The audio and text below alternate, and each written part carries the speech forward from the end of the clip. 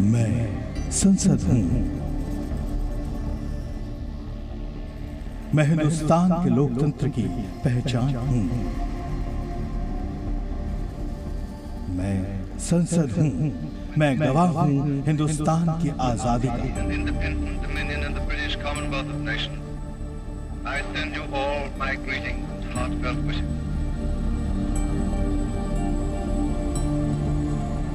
Finally, there was the hoisting of the new flag, symbol of India's freedom from British rule. Independent nation.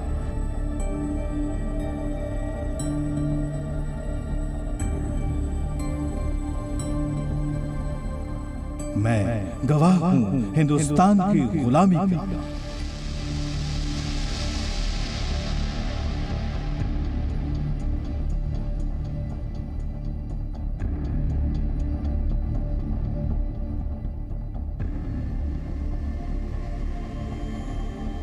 मैं संसद हूं। मैं गवाह हूं हिंदुस्तान के संघर्ष का।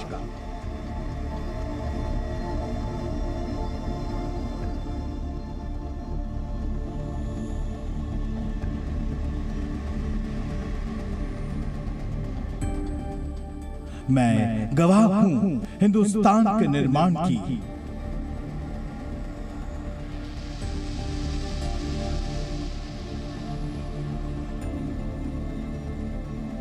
मैं गवाह हूं हिंदुस्तान के 75 साल की विरासत का।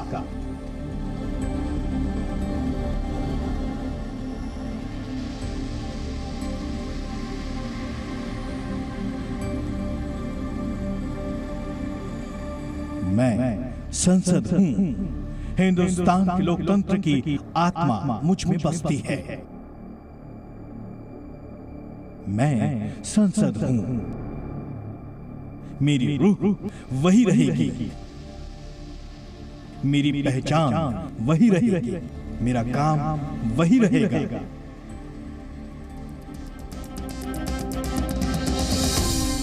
लेकिन मेरी इमारत अब बदलने वाली है।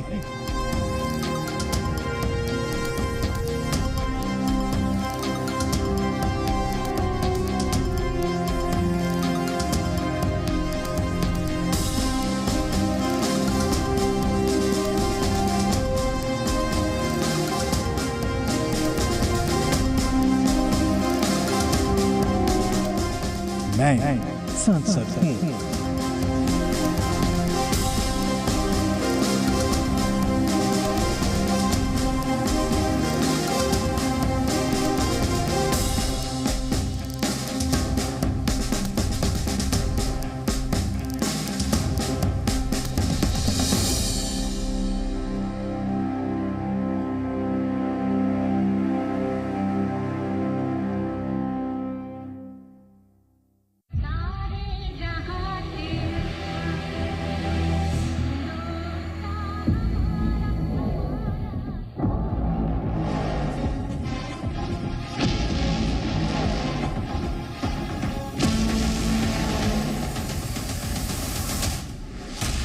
मैं संसद हूं।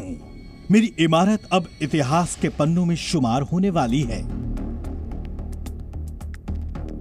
मेरा अतीत बड़ा गौरवशाली है।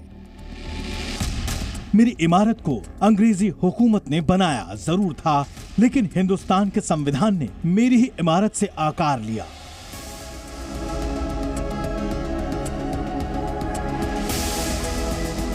आजाद हिंदुस्तान का सूरज और बरतानिया हुकूमत का अस्त भी मैंने देखा। मैं संसद हूं। अंग्रेजों के जमाने में मेरा नाम और मेरी पहचान काउंसिल हाउस के तौर पर थी। मुझे बनाने और दिल्ली को बसाने की कहानी करीब करीब एक जैसी ही है। 19वीं सदी में न तो दिल्ली ऐसी थी और न ही दिल्ली में मेरे लिए कोई ठिकाना था जहां मुझे बनाया जा सके।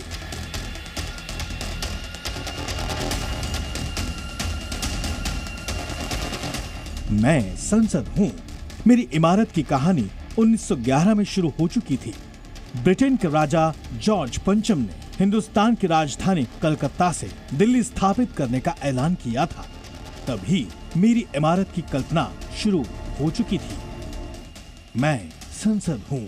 मेरी इस गोलाकार इमारत को एडविन लुटियंस और हर्बर्ट बेकर ने डिजाइन किया था। मेरी इमारत को तैयार होने में करीब 6 साल लगे थे। 19वीं सदी जब जवान हो चुकी थी तब मेरी इमारत का निर्माण शुरू हुआ था। साल 1921 में मेरी इमारत की नींव रखी गई और 1927 में मेरी इमारत ने पूरा आकार ले लिया। उस जमाने में मेरी इमारत को बनाने में 83 लाख रुपए खर्च हुए थे।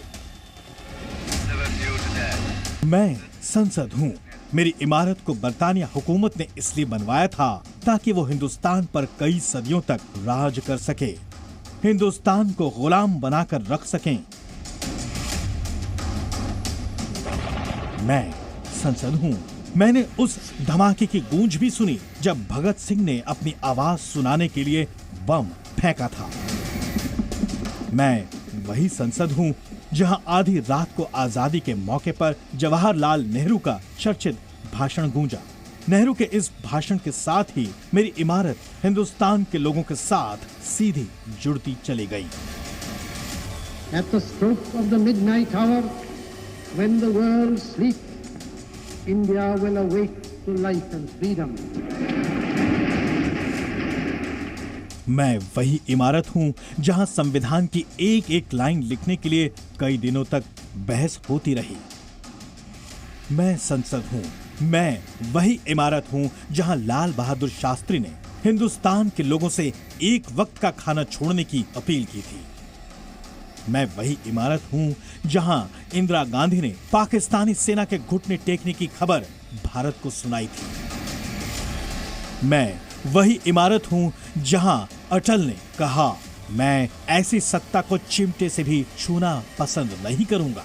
तब पार्लियामेंट की खरीद, पार्लियामेंट के मेंबरों की खरीद फरोख्त का बाजार खुला हुआ था।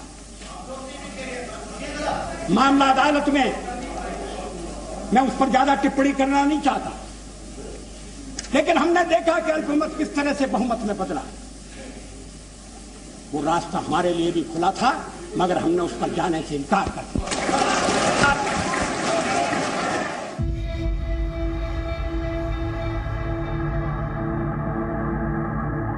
15 अगस्त 1947 को जब हिंदुस्तान आजाद हुआ था,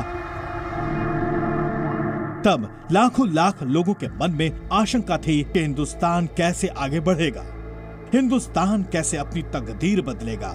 लेकिन गुलामी से आजादी पाने का जोश लोगों के दिलों में था।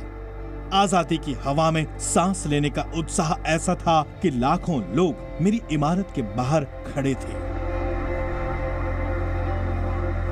मैंने आजाद हिंदुस्तान का सवेरा देखा। मेरे अस्तित्व में आने से हिंदुस्तानी गदगद हुए थे। मैं संसद हूँ। मुझसे जुड़े किस्सों, कहानियों और इतिहास को पन्ने पलटने के लिए हजारों हजार घंटे भी कम पड़ जाएंगे। 75 साल में मैंने हिंदुस्तान के तमाम प्रधानमंत्रियों को देखा, उनके क्रियाकलाप की तारीफ भी सुनी और कई सरकारों के बनने और बिगड़ने को भी देखा। जवाहरलाल नेहरू से नरेंद्र मोदी तक के दौर की गवाह मेरी ही इमारत रही है। मैं संसद हूँ। मेरी इमारत में साल 1950 में संविधान लागू होने तक अस्थायी रूप से काम किया गया।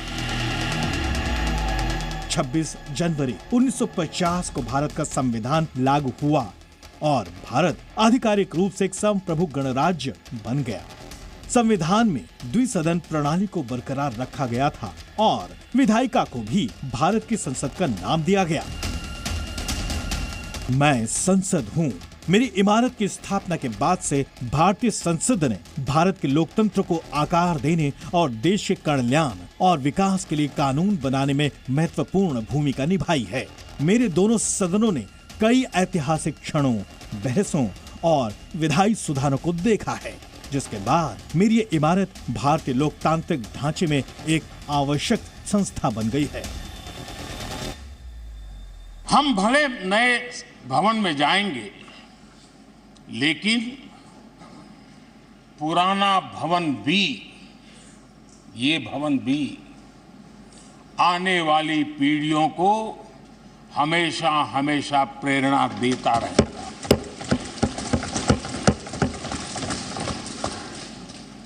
ये भारत के लोकतंत्र की स्वर्णिम यात्रा का एक महत्वपूर्ण अध्याय जो सारी दुनिया को भारत की रगों में लोकतंत्र का सामर्थ्य कैसे है इसका परिचित कराने का काम इस इमारत से होता रहेगा। जी